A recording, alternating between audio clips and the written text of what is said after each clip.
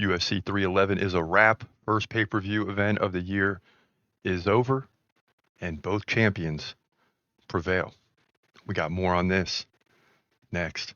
Broadcasting live from an undisclosed location. This is the TCMMA Podcast with your host, Chris Cross. Whoa!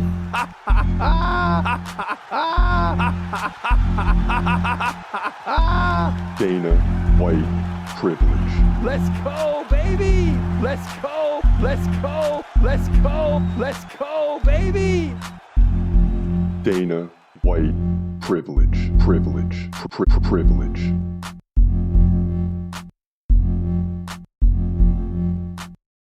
What up? This your boy Chris Cross checking in. This is the TCMMA Podcast. That's right, UFC 311 is a wrap. Both Islam Makhachev and Merab Dvalishvili retain the belt. It's as simple as that. And this might be the storyline of 2025. We told you we only had 4 belts switching hands this year. The other 8 or 9 divisions, the champions, will retain the belt through 2025 in our prediction. So far, it's heading in that way.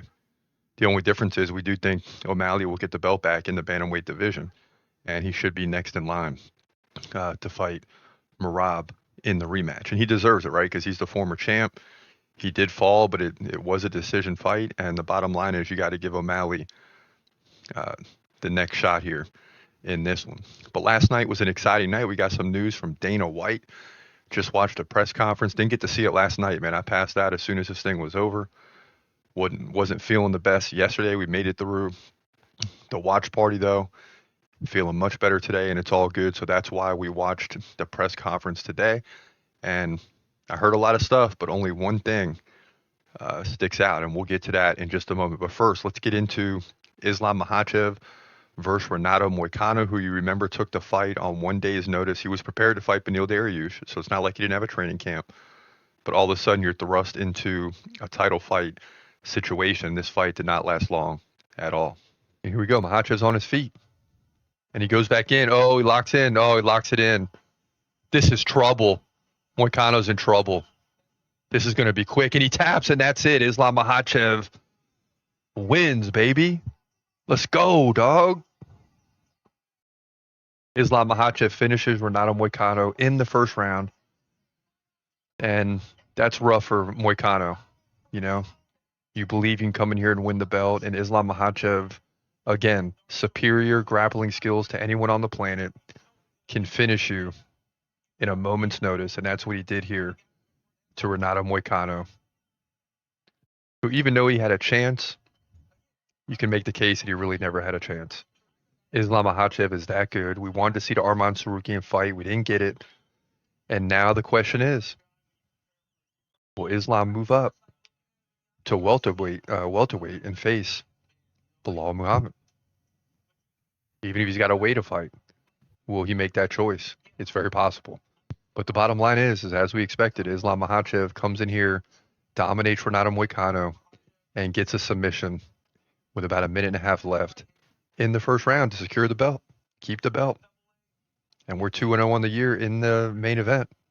Not doing as well in the overall predictions, but we'll get better. But in the main event, just like last year, we're 2-0, at least for now.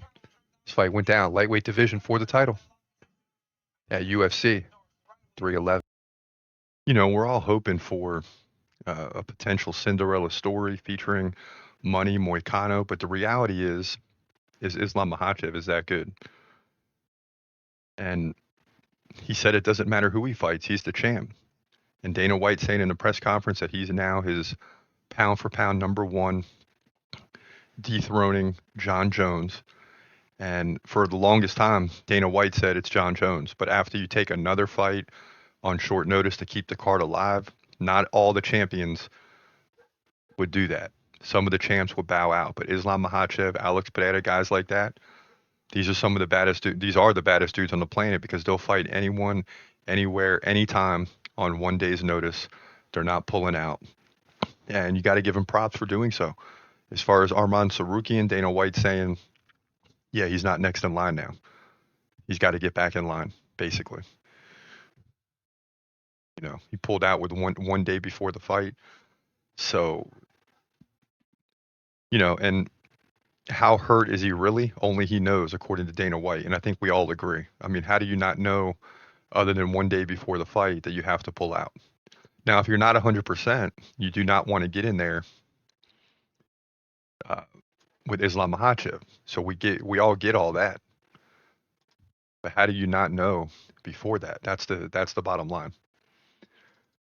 So then, in the co-main event, we lost audio at some point in the 5th round, and then it cut back in late. So kind of a shorter video here, but this is kind of how it turned out with Merab and Umar. All right, so the bottom line is Merab Dvalishvili holds serve and wins this title fight. 2 judges, 48-47. 149-46. That means Umar had a chance in the 5th round. He had 2 judges that had it 2-2 going into the 5th. He had a chance to win the fight, but Merab Dvalishvili was just too much, and therefore Umar doesn't win the belt and still champion in phenomenal fashion. Merab Dvalishvili gets the victory here over Umar Nurmagomedov. Bantamweight division, UFC 311. Yeah, and I mean, Merab has basically destroyed the division now because Umar was the next big guy in line. You still got Sean O'Malley there, who's going to want to come back with authority and try to get the belt back. I think that's going to be potentially one of the fights of the year because I think O'Malley's going to come back much better than he did in the first fight, and I hope the UFC books that fight because right now there's no one else that's going to contend with Merab. That's just the bottom line.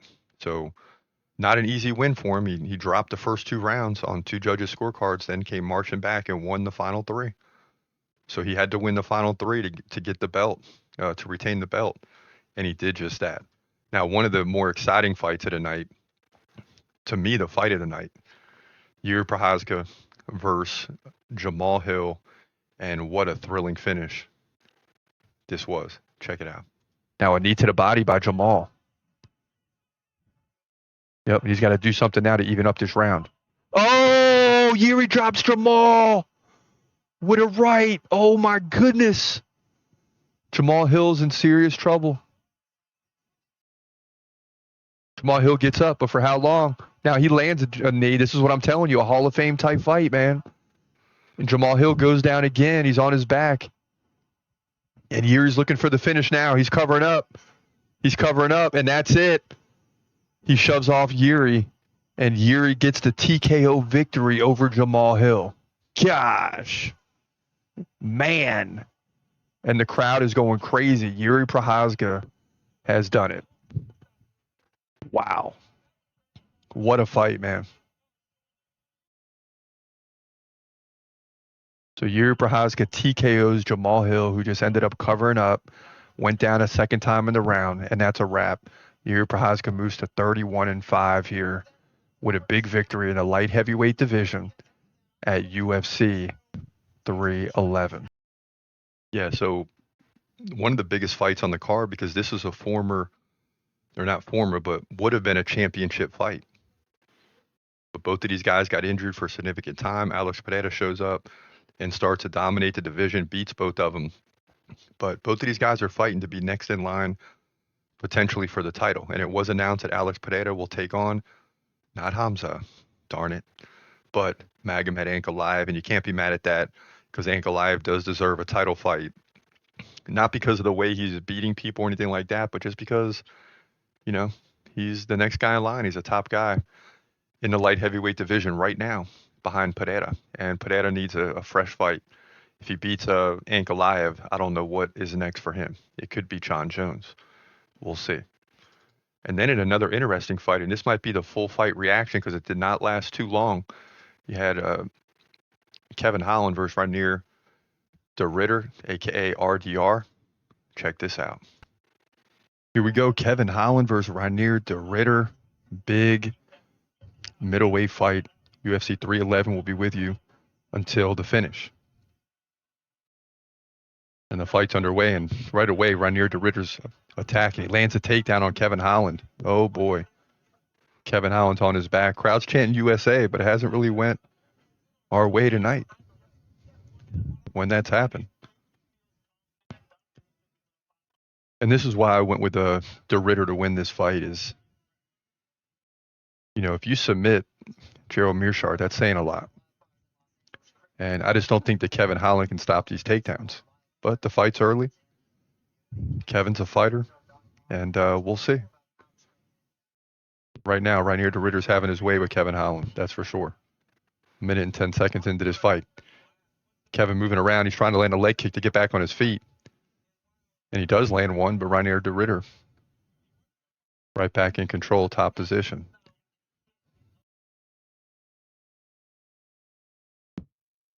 Now de Ritter goes down to one knee. Kevin Holland completely on the defensive here to start this fight.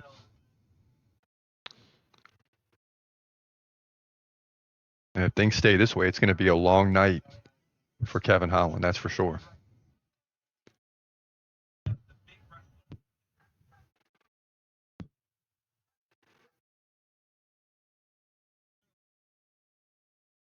Go back to his knees once again.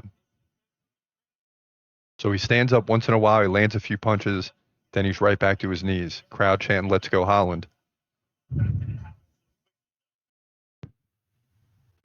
And some big shots here now by de Ritter, and he's opening up. Kevin Holland very good defensively as far as, he can take it and he can continue, but it just seems like de Ritter's dominating the ground game, and now he takes the back.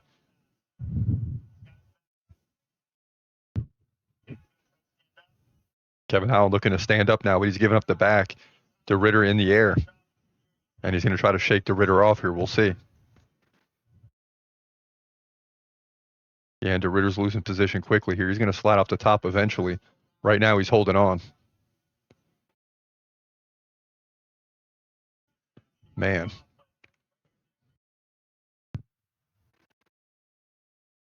And it just shows you how impressive Khamzat is, right? Because de Ritter's having his way. It's just taking longer. And boy, Kevin Holland's in a little bit of trouble here. Oh, he taps, and that's it. De Ritter gets the win, and we needed that, man. Yes, sir. We needed that. Rainier de Ritter taps Kevin Holland to move to 19-2, the former double champ outside the UFC. Comes in and wins back-to-back fights, both of them. Listen, both of them impressive. Gerald Mearshart, impressive. Kevin Holland, all types of experience, impressive, and just goes to work on him. 2 takedowns, 326 of control, leads to a submission, 13-3 in significant strikes, 10-3 in head strikes, and that's a wrap here in the middleweight division at UFC 311. Yeah, so de Ritter RDR looking good so far in the UFC. He's 2-0, and you get a big win over a veteran in Kevin Holland, and the sky's the limit for this guy right now, and he's quickly working his way toward the top of the division. So that's the way the card rounded out in the main fights. That is, you also had Jailton Almeida get the win, and this is the way the card turned out last night. 6-7 on the night. We're 13-4 overall. Oh boy, we got Tagir at the beginning, then lost 4 straight fights. Then we get back in it with Guskov and Makhachev. Right, 2 short notice fights. We got those right. Peyton Talbot fell. That was the backbreaker. But then we get Almeida and de Ritter. We're back to 5-5 for the big 3. But then Jamal Hill fell. Umar fell. I did not see that coming. And Islam saved the day, at least in the main event. We're back to 2-0 like we were last year before we dropped 7 of the next 9 to start the year at 4-7 before we marched back and ended up finishing really well in the main event throughout the year. But we got a second chance. We're at 2-0.